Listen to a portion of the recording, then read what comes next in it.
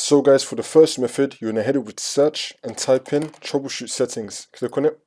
And then once you're on this, you're going to click on other troubleshooters. Now you're going to find Windows Update. Click on run.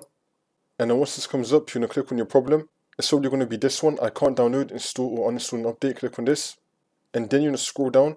Now you're going to run the diagnostics. Click on yes. And then just go through these steps that come up here. Hopefully this will now fix your problem. There's also another one you can try. So if you head over to search again and type in find and fix problems with Windows Updates, click on it. And then click on next. Wait for this to load. If it detects anything, it will try to fix it for you. For the next method, you're going to head over to search and type in services. Click on it. And then once you're on this, you're going to click on any service one time and then click on W on your keyboard. Now you're going to find Windows Update. We're going to scroll down till you find Windows Update. Double click on it. Make sure you have the startup type on automatic and then click on start, which will then make the service status running, and then click on OK. Now you're going to right click on Windows Update and then click on restart. Wait for this to load. See if that works for you. And now for the next method, you're going to head over to search and type in CMD. Then you're going to run it as administrator. And then click on yes.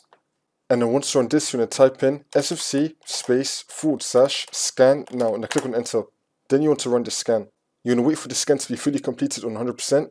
Once you do that, you then want to restart your computer. And then this should now fix your problem.